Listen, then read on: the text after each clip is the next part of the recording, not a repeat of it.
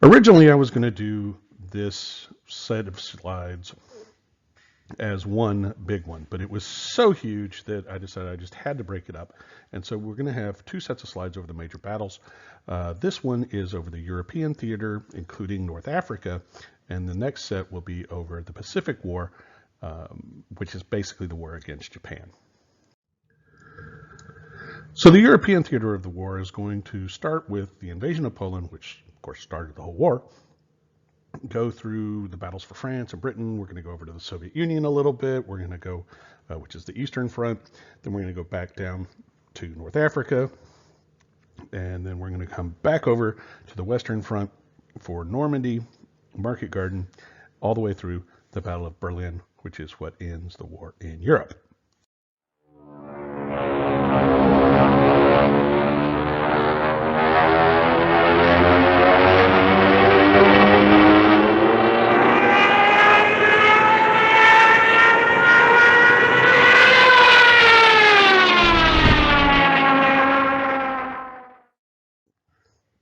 Okay, so the invasion of Poland kicks off the whole war. And in September 1st, 1939, hopefully you remember that date, you do need to, Germany invades Poland and starts the war. And they started it with the Blitzkrieg. And the sound you just heard was the sound of diving Stuka dive bombers, which were an integral part of this lightning fast attack, because they could fly and strike so quickly. They could react to things much more quickly than like big cannons could, be moved around and aimed and everything. And so this combination of air power hitting them and tanks and infantry and all of this put together, just moving as quickly as possible, really keeps the Poles off balance the whole time.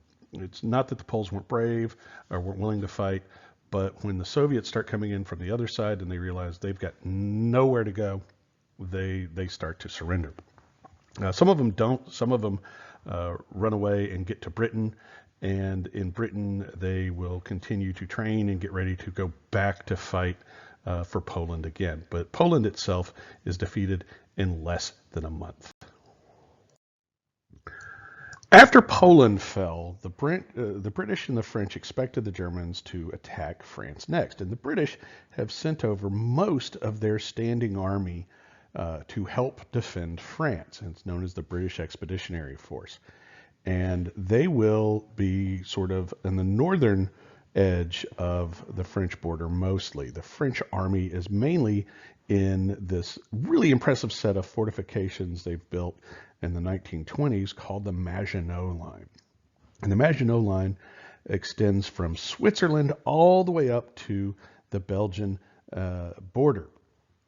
And it is just immense, huge fortresses with super thick concrete reinforcement and armor, and they've got hundreds of thousands of soldiers that can fit in it, and cannons all over the place, and machine guns, and just the whole nine yards. And they support each other, and they even have small subway trains that go between the forts underground and go from one fort to the other without getting in any trouble, without getting shot at or shelled or bombed or anything. And so the French and the British sit and they wait and they wait and they wait, and there's really not much fighting going on. Meanwhile, the Germans attack Norway because they needed to grab some natural resources that the Norwegians had, and then they turn their sights in May of 1940 towards France, and they attack not by going through the Maginot Line, which would have been foolish and very costly, but by doing the exact same thing they did during World War I, which is going through Belgium. And they cross through Belgium very rapidly. Again, they're using those blitzkrieg tactics, and they hit suddenly and very hard again. And a lot of the same thing happens. The British and the French are forced back and back and back. The French troops in the Maginot Line get cut off. They can't do anything. They're totally wasted. And not killed off, they just can't do anything. They're useless. And then the British and the French retreat towards the Channel coast, the English Channel coast. and they end up at a town called Dunkirk.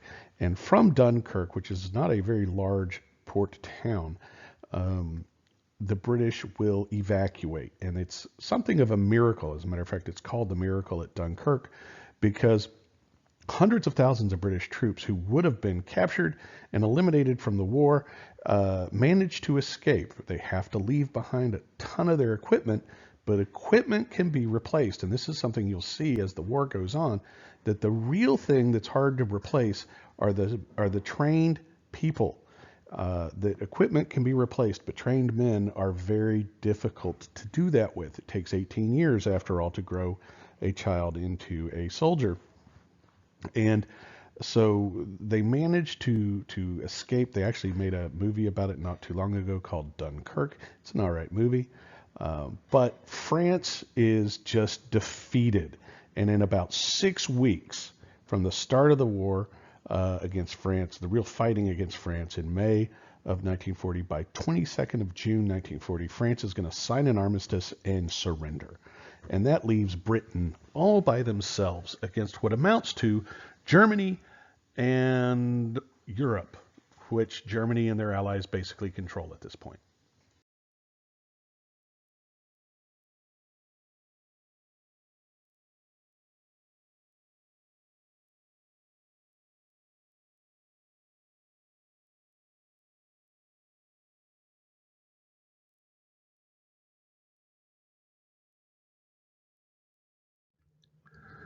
So the Battle of Britain, which is the battle to defend Britain, will go from July to October of 1940. And it's vital for the British because they're the only ones left fighting the Germans at that point. It's the first major battle that was essentially fought entirely in the air, if you don't include the ships and um, ground-based anti-aircraft guns that were shooting up at the planes. Other than that, it was all airplanes. Um, the goal was Hermann Goering promised Hitler that the Luftwaffe, that's the German Air Force, would gain total superiority over the RAF. It would basically destroy the RAF. And that would let Hitler and his generals carry out Operation Sea Lion, which was a seaborne invasion of England across the Channel. And they have to have that superiority of the air because then their aircraft can concentrate on shooting up the Royal Navy's ships. And if they can't do that, then the Royal Navy will come in and destroy the boats carrying all the Germans over. And so that's why they've got to do it. For a lot of reasons, the Luftwaffe, however, was unable to accomplish its mission, and so Great Britain was never invaded. Two of those reasons were radar and computers. We were using computers, or the British were using computers, to decode or to break German codes, and then we could actually read their messages. The other thing was that they had a network of radar stations along the British coast, and the British could coordinate their defensive aircraft much better than the Germans believed they could. And so the British lost a lot, but the Germans lost 3 times as many aircraft, and each of those aircraft had an air crew on them, and virtually all of them were either killed or captured because they mostly they came out of the sky over England or over the water. And England ruled the water, and so they either died on when they went into the water, or they were captured, or they died when their plane was shot down, or they jumped out and landed in England, and they were captured. Either way, all of those air crews are now lost to the German Luftwaffe. They can't be replaced very easily. The aircraft were far easier to replace. The flip of that is that the English often were able to recover their pilots. They either jumped out over England or landed in the sea and got help from small craft all over the place. And so these are two big German plans for the war. One is known as Operation Sea Lion, and that was the planned invasion of Britain from France that we talked about in the Battle of Britain. And it never began because the Germans lost the Battle of Britain. and that saved England from a seaborne invasion. The other is Operation Barbarossa, and the plan is, Hitler's idea is, if he can show Britain how strong he is by taking on the Soviet Union, it'll scare the British into surrendering. And what this is really, really dumb. It's a very bad idea because he begins in June of 1941. That is too late in the year. They were supposed to start the 1st of May, and they delayed 6 weeks for a variety of reasons. That 6 week delay could potentially have spelled the difference in what happens, because he gets stuck. The Germans get stuck. They get caught by the autumn rains, which turn all of the roads into just this slimy, nasty mud that their tanks sink into and get stuck. And Russian tanks are designed. The Russians even have a name for it. They call it the mud time, Rasputitsa. But anyway, Russian tanks are made to operate during this. They're made to work on softer ground and not sink in. So the German tanks are getting stuck, and the Russian tanks can move around. And then, stalled out in autumn, then winter comes along and hits them like a hammer. It's one of the worst winters for 100 years, that winter of 1941-42, and they freeze solid. And in some cases, we're talking literally. 3 million German soldiers had poured into the Soviet Union. The Soviets were not prepared. They thought they still had more time. Remember, they had that 10-year non-aggression pact that Hitler had broken when he decided he was ready to. Now, the Soviets, we've mentioned this before, Soviets were planning on doing that too, but Hitler did it first. And Stalin thought he had more time to rebuild. He's just had all those purges and everything. And so at first it goes very badly for the Soviets, and they retreat and retreat and retreat. But as they retreat over 1,000 miles from the border to Moscow, they destroy everything they leave behind. If they can't take it with them, they'd wreck it so that the Germans can't use it. And so the German advance slows down and it stops for the winter. And at this point, Hitler doesn't know it, but he's actually already lost the war. And it's the biggest mistake that Hitler made. The biggest mistake Hitler and the Germans make is attacking the Soviet Union before they finished off Britain. And the reason it's the biggest mistake is because it creates a situation where they know they're going to have at least a two-front war. The thing that Germany had always been afraid of. Remember the von Schlieffen plan that was to knock out France real fast and then go fight the Russians? Well, this time around, they knocked France out real fast before they even went to war with the Russians, which was great, but they didn't knock out the British too. And so they're going to end up getting stuck in the middle again, and it's going to be part of what costs them the war. And here's a map showing all of Operation Barbarossa, at least the basic plan.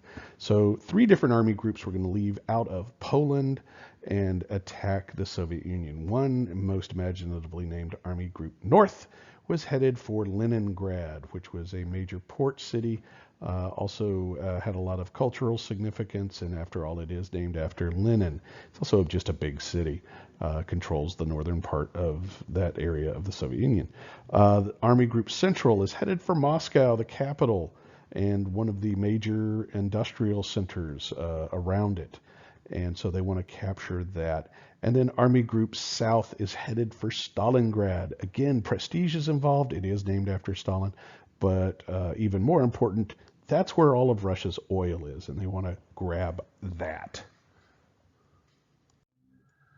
Battle of Leningrad is actually a siege. The city of Leningrad was threatened by attack. They fortified it heavily, and the German Army Group North, with the help from some Finns from Finland, will circle the city by September 8th of 1941 and keep it encircled as best they can. There is a big lake on one side until January 27th of 1944. That's 872 days, the longest siege of any modern war.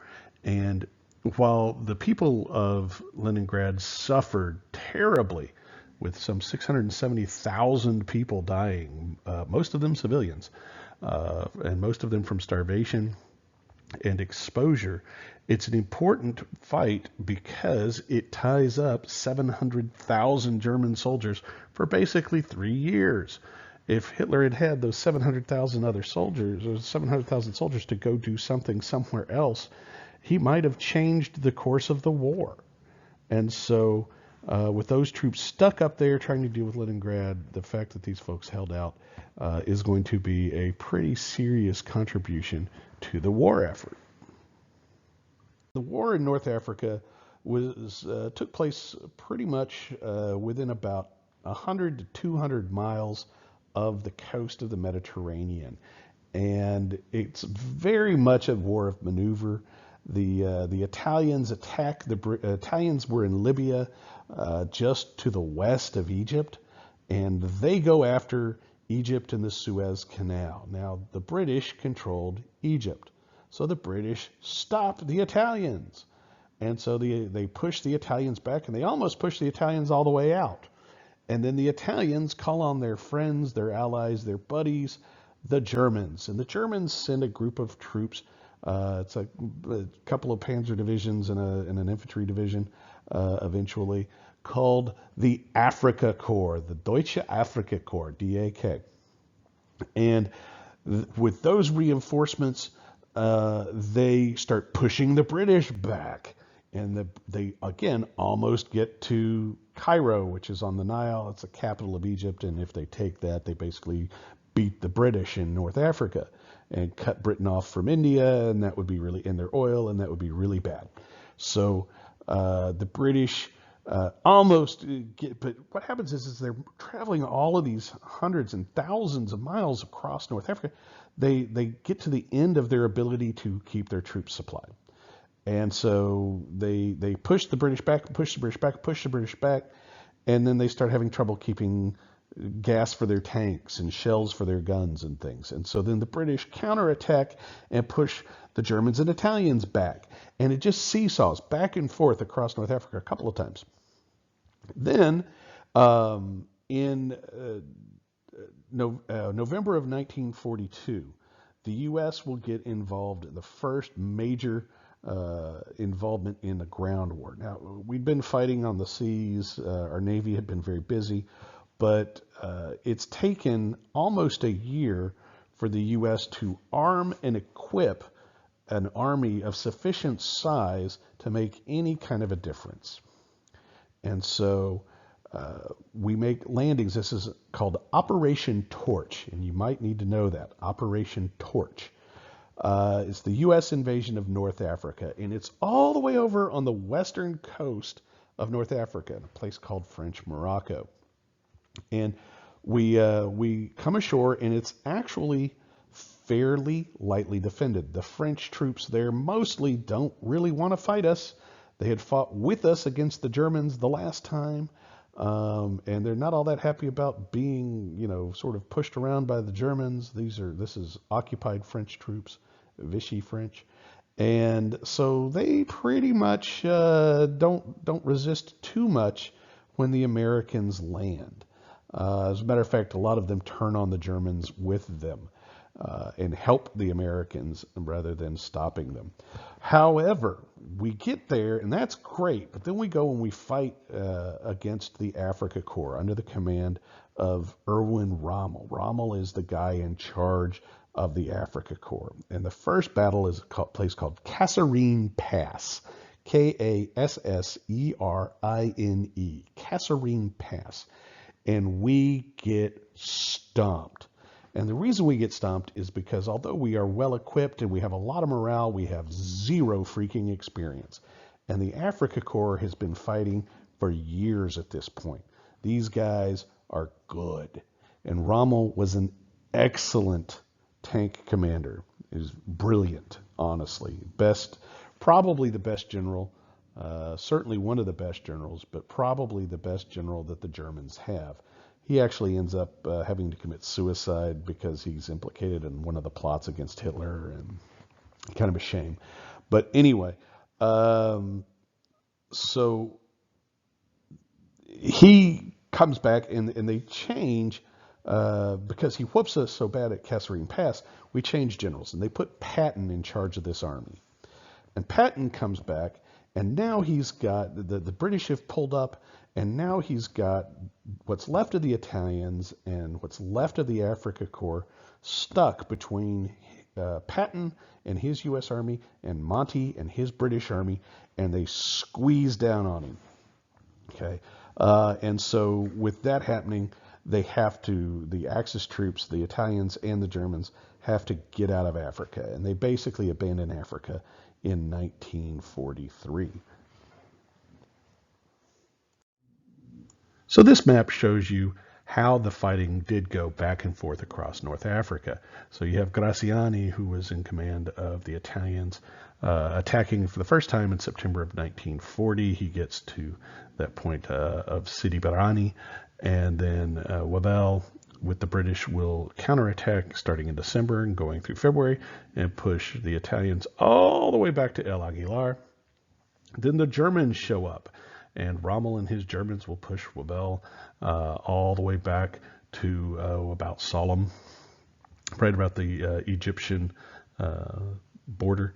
And then Auchinleck, who takes over from Wavell, will push Rommel back because Rommel has gotten too extended, and push Rommel all the way back to El Aguilar again. And then Rommel rebuilds and gets his troops together and pushes Auchinleck all the way back to El Alamein. And then Montgomery comes back and counterattacks again and will push Rommel all the way back, this time past Libya. And by the way, Rommel, for some parts of this, he wasn't actually there. He actually got very ill and had to go back to Germany to be treated in a hospital. But his subordinates were there. And I mean, the Africa Corps did an amazing job. One of the interesting things is that the war in North Africa was a lot more civilized of a war. I mean, as civilized as wars get. There weren't the sort of atrocities that you would see in particularly the Eastern Front in Europe. But anyway, so Montgomery is going to continue to push and all the way across Libya and push back into Tunisia. And that's the point at which Operation Torch has taken place. And the Americans will be squeezing in from Morocco towards Tunisia, and they push the Africa Corps and the remaining Italians out of North Africa. The Battle of Stalingrad is important for a couple of reasons. First of all, it's probably the bloodiest battle that's ever been fought in human history. At least 1.5 million people died. We'll never know exactly how many. Particularly the civilians who were killed in it. 85% of the city was destroyed, knocked into rubble, and it went on for about 6 months. The Germans had attacked the city for two reasons. There was a lot of prestige involved because, heck, it's named for Stalin, right? But more importantly, the area around Stalingrad was the heart of Soviet oil production. And by capturing that area, the Germans could not only deny that to the Russians, they could get it for themselves, and they needed it desperately because Germany doesn't have a domestic oil source. And it goes well for the Germans for the first month. But they start to slow down. And then the Soviets counterattack and end up surrounding the Germans. So the Germans surround the city and then and are fighting their way in, and then the Soviets come and throw another layer around the Germans and start smothering them. And so then it's like from inside and outside. Both sides will keep feeding soldiers into the battle because the prestige issue. But in the end, the Field Marshal von Paulus, who's in charge of Germany's 6th Army there, is forced to surrender, even though Hitler had said, fight to the last man and the last bullet, which is pretty close to how far they got as far as bullets and things were concerned. But he will surrender his 91,000 men. 10 years after the war is over, those POWs that are left will be returned to East Germany, and only about 6,000 of them made it home. So 85,000 of them died in captivity. The other part that makes this such an important battle is that it is the turning point of the war in Europe because Hitler bleeds himself, his armies, so badly in this battle that they can't recover. This is the one that really breaks the back of the German army because he loses so many troops here and so much valuable experience that there's just not going to be any recovering from it. So by February of 1943, the war had already been lost. It'll go on for 2 more years, but it was the sacrifice of the Soviet lives that really broke Hitler at that point. This is just a picture showing some Soviets crossing an open area in what's left of Stalingrad during the battle. Just wanted you to see, when we say it was wrecked, that city was wrecked. I really already basically discussed Kasserine Pass. It was the first large-scale meeting of American and German forces in World War II on land. The Germans whooped us badly, and we'll take the lessons we learned from that and really whip the U.S. Army into shape. But the attack into North Africa on the western coast in Morocco for the U.S. Went really smoothly. We actually convinced a lot of the French to not resist us. It's technically French Morocco there, and we convinced them to not fight us. And so the landings went pretty smoothly, which was nice because it gave us the chance to kind of learn how to do those landings, and that experience is going to help out later when we invade France about 16 months after this. The Battle of Kursk takes place in July and August of 1943. It is the largest tank battle ever, and it's part of the point where the Soviets have started to push the Germans back. Now, they've got to push them a long, long way because the Germans got very deep into the Soviet Union, but it's the beginning of the process. Over 2,700 German tanks took place, over 8,000 Soviet tanks took place. The Soviets lost 5 tanks for every one the Germans lost. And that's not because the Soviets necessarily made bad tanks. They actually had some pretty good tanks in the war. But the Soviets could replace those tanks faster. Their crews were not as good. They didn't have radios in their tanks. That was a big drawback. So they couldn't maneuver as well and coordinate as well as the Germans did. And that was a big chunk of why the Germans were so much more effective, was their coordination was much better and their training was much better. But the Soviets are still going to end up winning a strategic victory in this because they have now torn the heart and soul out of those prized panzer divisions because they've killed so many of the veterans who were those people that were so well trained. And Hitler and the Germans can't replace those. I mean, it's those sort of losses that you just can't replace easily.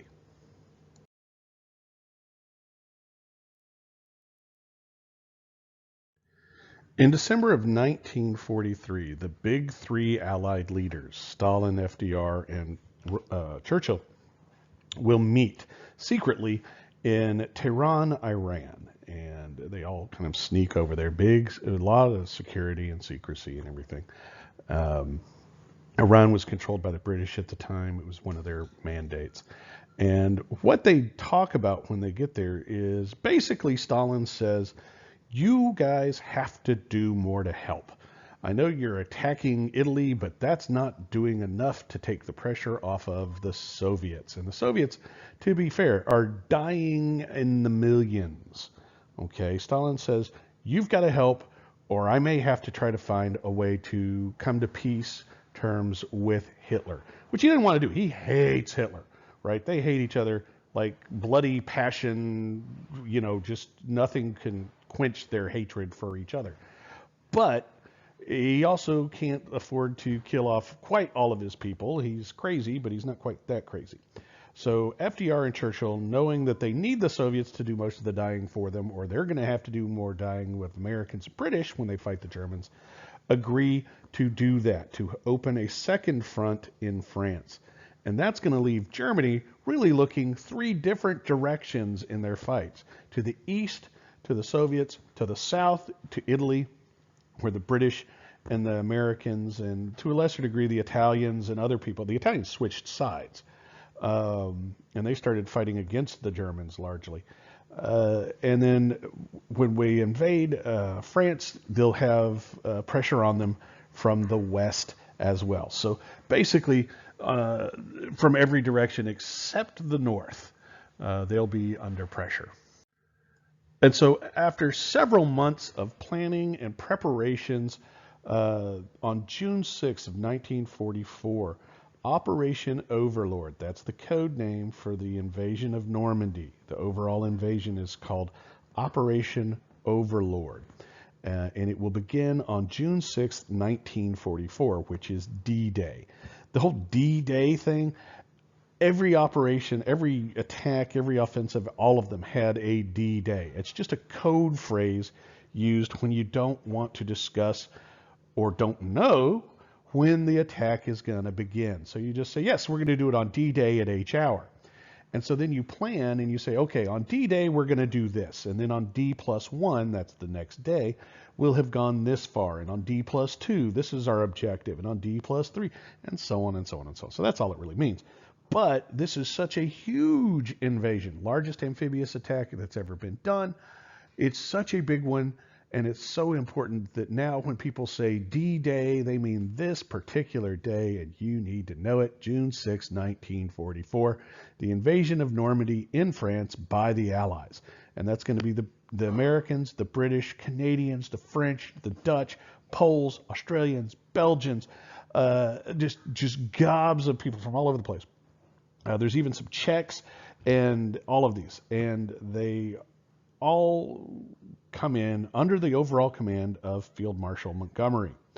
The Germans were expecting an attack. They're not stupid. They know it's going to come eventually, and they know it's coming from England. Why? Because England is an island right there, not very far from France, and it's a short trip from England to France. It's so doable. And so they had spent years building what they called the Atlantic Wall of what they referred to as the Fortress Europa, Festung Europa, which is German for Fortress Europe. And this is just tons and tons of bunkers and miles of barbed wire and tank traps and anti-landing stuff. And it's just this huge thing. It's kind of like a Maginot Line for the sea. Anyway, but they don't know that we're coming to Normandy. And that's because we convinced the Germans, using Patton as a decoy. The Germans knew that Patton was our best general, and they just assumed he would be in charge of the attack. And, of course, Patton's in trouble again, and so they use Patton as a decoy. They even go so far as to plant documents on a dead body, which they dump overboard, and it washes up into Spain, and they have plans on this body that say that they're going to attack Calais. Calais makes sense. It's the closest point to England. Normandy is not as close to England as Calais is. And so the Germans, they get this information from the Spanish, because the Spanish are very friendly to Germany, and they plan on defending Calais. Now, they don't leave Normandy alone. And they got super, super sneaky when, as part of those plans that say they were going to attack Calais, they said, and we're going to have a feint, a diversion attack on Normandy. And so the Germans are convinced that the attack, for the first day, basically, the Germans are convinced that the attack on Normandy is a diversion, and they don't send reinforcements. And by the time they do, it's too late. And there's going to be 5 beaches. The Americans will land at Utah and Omaha Beach. These are just code names for the beaches. And took heavy casualties, especially on Omaha. That was the worst of all the beaches. Of the 10,000 Allied casualties that day, about 2,500 of them were Americans on Omaha Beach. The British and the other Allied troops landed at three different beaches called Gold, Juno, and Sword. Uh, but all of us dropped parachutists behind the lines the night before, and that was a gutsy move. These guys dropped dozens of miles behind the enemy at night, which was dangerous. And if the landings had not worked, they'd have been caught. They'd have been captured. They were stuck there by themselves. Um, Fighting in Normandy is going to take a few months to get out of the just this peninsula area of Normandy and into the more open part of France. It's going to cost the Allies 57,000 dead soldiers of the various armies. So it was very costly. And the Axis are going to lose about 27,000. They're not going to lose as many guys as we do, but attacking forces typically lose more than defenders. This photo here, you have Eisenhower, Ike, the commander-in-chief, a member of the Supreme Headquarters of Allies in Europe, talking to members of the 101st Airborne Division, who are going to be some of the people that landed first into France the night before the D-Day invasions. And he's giving them kind of a pep talk before they get on their planes. Kind of a neat thing that was going on throughout the war. You know that there were Frenchmen who were part of a resistance, not just in France, but other places. But these were people who basically acted as spies and saboteurs against the German occupiers, and was super dangerous. I mean, if you got caught, you were going to get tortured and killed. Period. The end. And you were lucky if it was just you that got tortured and killed. Because one of the nasty things that the Germans did was, say you were, I don't know, married. They would take your wife and torture her until you talked. Or if you weren't married, they would take your parents and torture them until you talked. Because some people would rather, be hurt than talk, although eventually everybody breaks. Um, but that was very effective, although really, really cruel. Anyway, so they got their directions, the resistance got their instructions from England by a really powerful radio signal that was being sent. It's called Radio Londres. It was basically Radio London that was in French.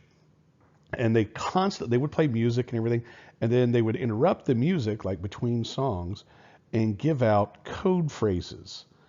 And a lot of they would say, to our friends in the resistance, John has a long mustache. John has a long mustache. The chair is against the wall. The chair is against the wall.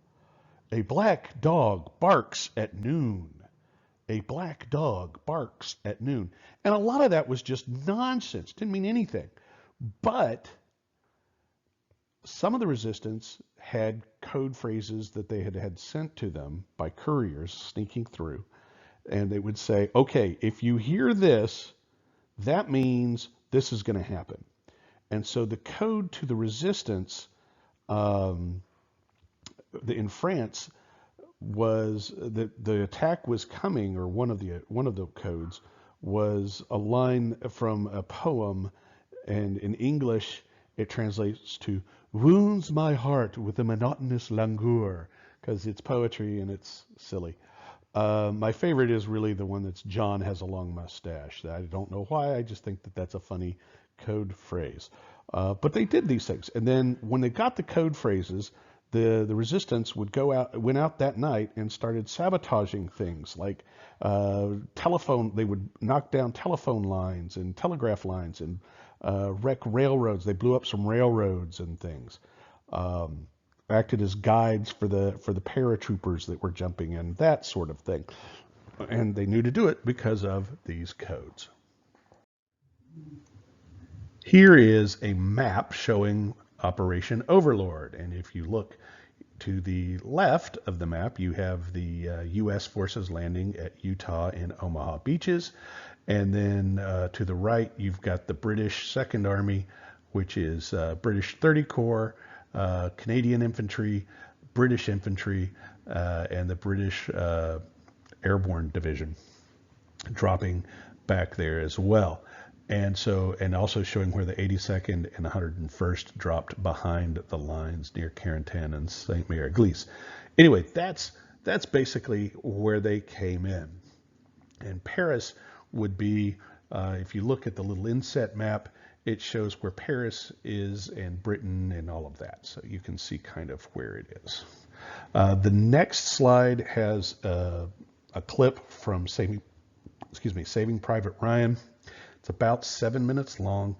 It is pretty violent. You can skip ahead if you like. It's not necessary, but I include it because it is the most accurate filmed depiction of what it was like to land that day.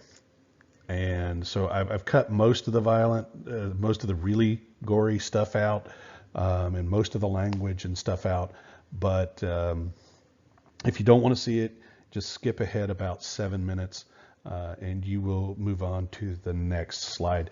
You won't miss anything that's going to be tested, but it is it's a really good film adaptation of what really happened. Another point I'd really like y'all to look at kind of closely is sort of in the middle there between Omaha and Utah beaches, where right on the beach there it says Point du Hoc, Point du Hoc. This was a cliff face, and the Germans had cannons mounted in above it. And a group of specially trained soldiers called Rangers, who were trained to take on really challenging jobs, under the command of a fellow by the name of James Earl Rudder, attacked that spot. And they actually had to climb up cliffs while they're getting shot at from above and take over this strong point. And I mention it because Rudder is a Texas boy. He's actually a graduate of Texas A&M and was later president of the college, president of the A&M College. But this was Rudder's Rangers, the 2nd Ranger Battalion, that took that strong point on D-Day.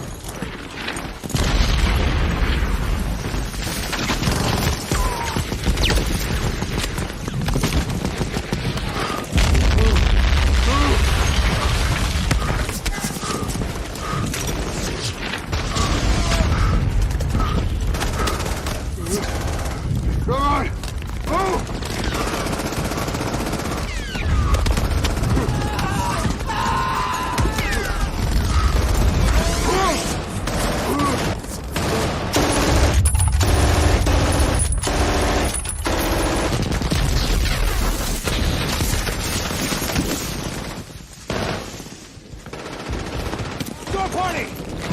No armor has made it ashore. We got no DG tanks on the beach. Dog 1 is not open.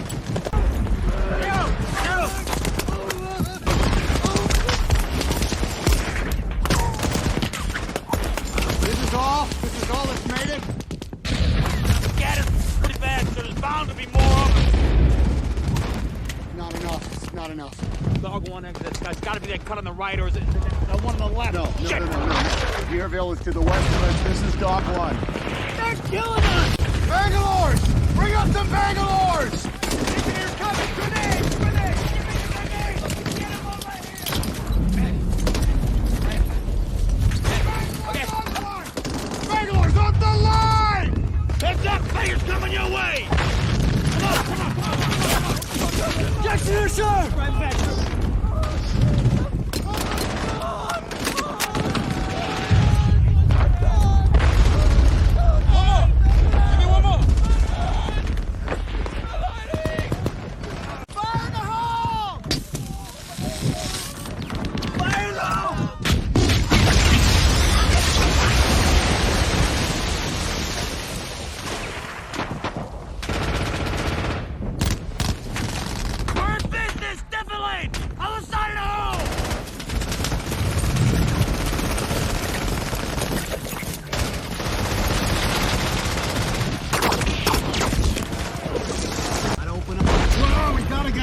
Open.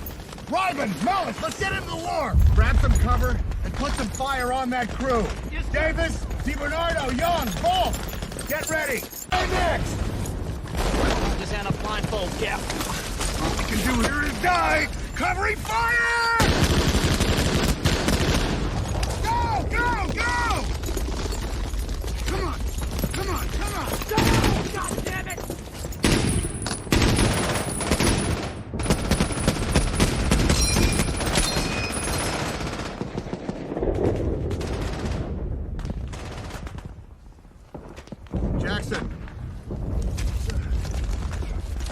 Impact crater? Yes, sir. That should give you complete defilade from that machine gun position. Get in there and give me some fire discipline. Wait for my command.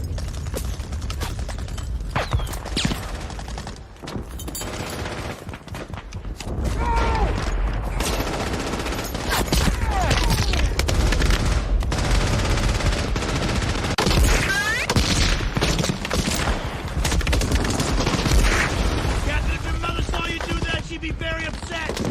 I thought you were my mother. All my strength, hasty to help me.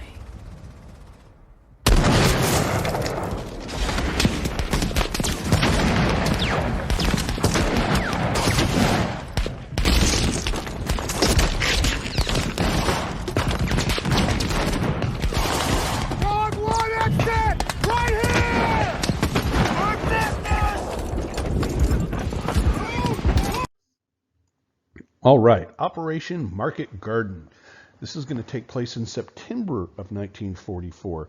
We have basically gotten France back, and we're going across the northern part of Europe, and we're looking at the Netherlands. That's Holland, basically, and which is right next to Germany.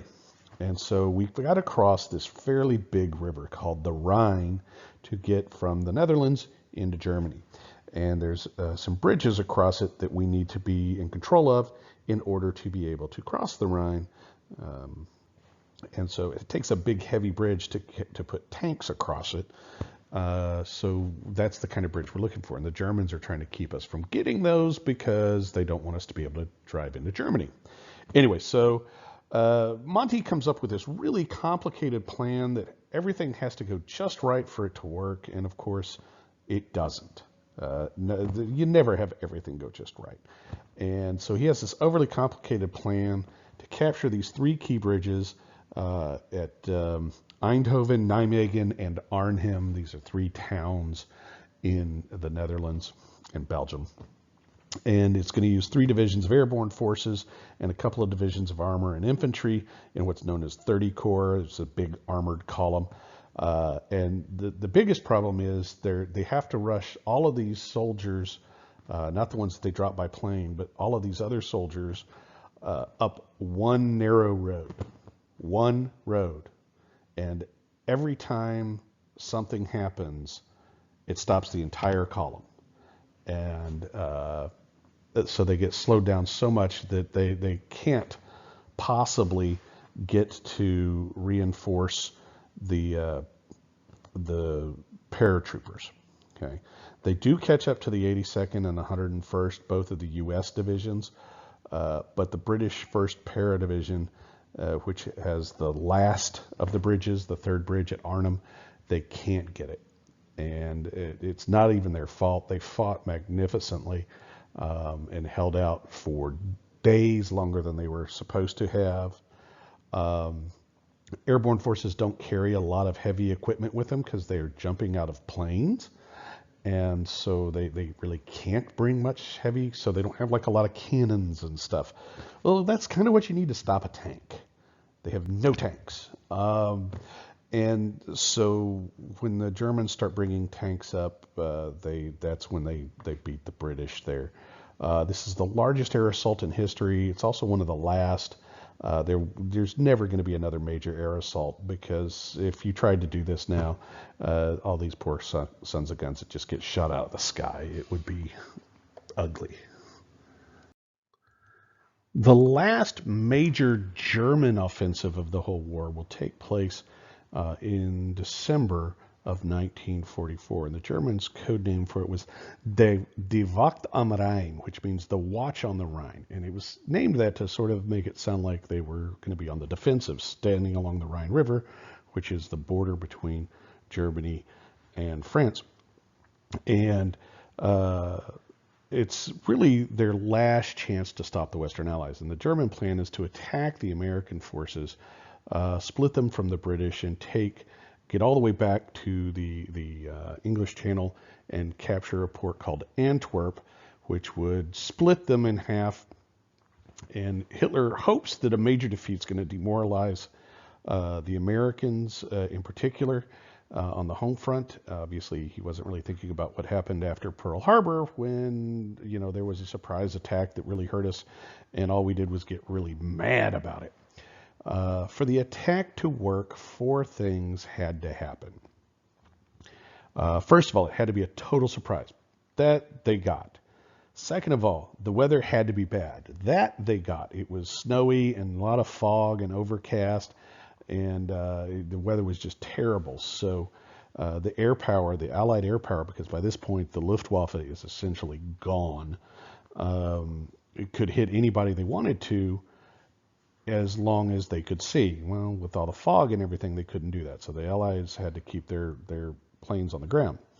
The third thing is they had to be fast. They couldn't give the Allies time to react. And the problem is, so they're thinking the old blitzkrieg idea, right? The problem is, for them at this point, that a lot of the equipment and the men are just wore out. And so they're not going to be as fast as they need to be. And the last thing is that they've got to be able to capture Allied fuel supplies intact, because the Germans are basically out of gas. I mean, literally, their troops were walking around with rubber hoses stretched over their shoulders, a few feet of rubber hose, so that they could siphon gasoline out of enemy vehicles to run their own. The Germans managed to gather 30 divisions. That's like 200,000 men in complete secrecy, and they achieve their surprise. And initially, the attack goes well, and they push way deep into the American and British lines. You'll see a map of it here on this next page. And so here's that map I was telling you about. You can see where the Germans push in, and this is why it's called the Battle of the Bulge. They have this big bulge that they push into the line, into the Allies' line. And they're headed for Antwerp, which is kind of up there near that Canadian flag. And that's their objective, is to get up there. And they don't do it.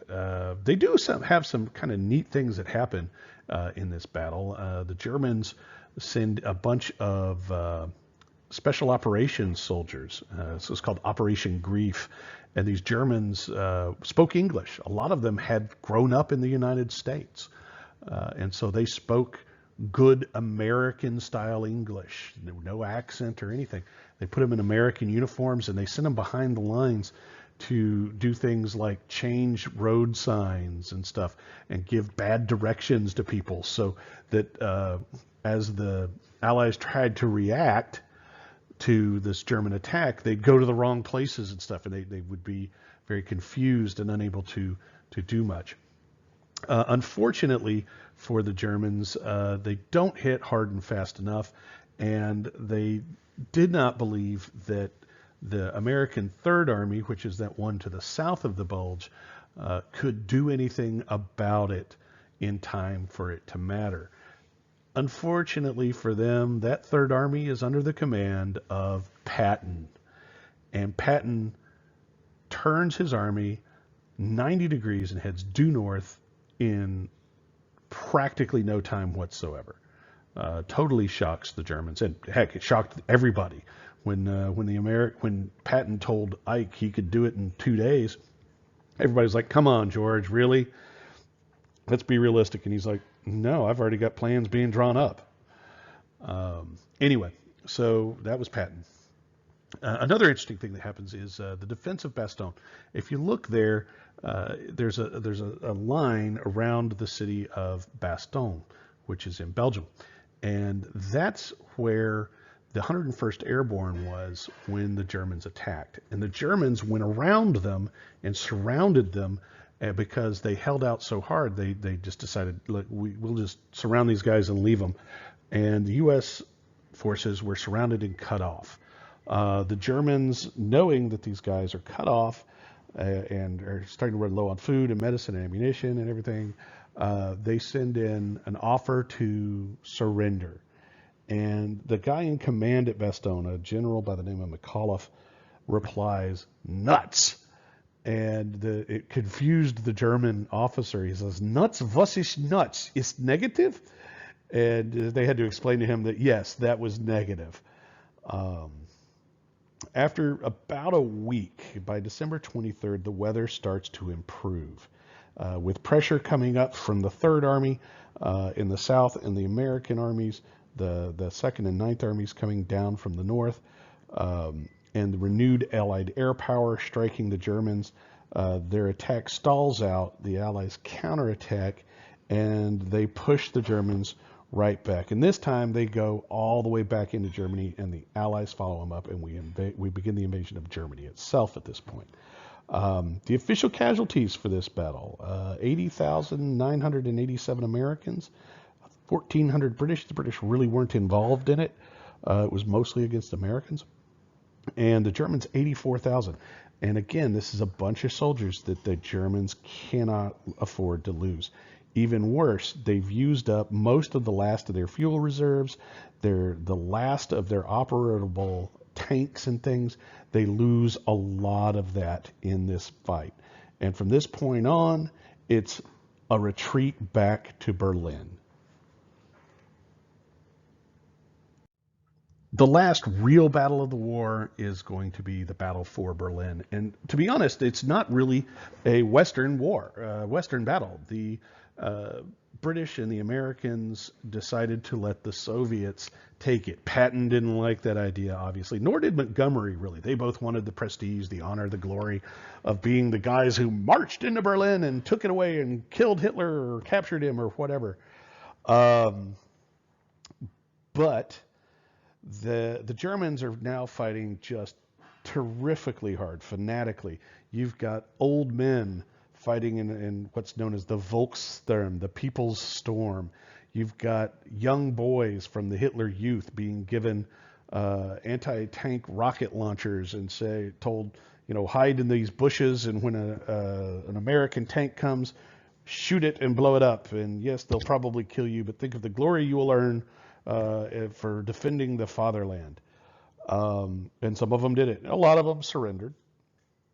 But they did fight. There's a boy as young as, I think, 15 or 16 that got Iron Cross First Class. I mean, for defending Berlin. As the Soviets are coming in, they're committing a lot of atrocities as revenge. I told you about this when we talked about Zhukov, how he told his troops, I don't care what you do to the Germans. They did it to us, get back at them. And so what happens is, as the German forces begin to collapse, they start running to the west and trying to surrender to the Americans and the British because they'll be better treated than by the Soviets. Not a lot of them get out of Berlin. By the time Berlin is surrounded, it's pretty much too late, but some of them manage it. And so the Allied leaders allow the Soviets to capture Berlin. Here is a very, very famous photo of a Soviet soldier on top of the German Reichstag. This is their Capitol building, raising a Soviet flag. By this point, this is May of 1945. Hitler is already dead. He's been dead for a couple of days. He died on April 30th. And on May 2nd, they will ask for an armistice. The remaining German leaders will ask for an armistice, a ceasefire. May 8th, 1945 is officially VE Day, Victory in Europe. This is when Germany officially signs the surrender documents, but neither Hitler nor FDR are alive to see it happen. FDR had died on April 12th of natural causes. He was just an old, sick, beat-up old man. And Hitler had committed suicide on April 30th and had his body destroyed. And we've talked about all of that before. And so the next set of slides, it's a little bit shorter than this one, but the next set of slides is going to be the war in the Pacific. And then after that, we have one last short set, which will be finishing off the war, talking about the cost of the war and how it set up the Cold War afterwards. And that will be it.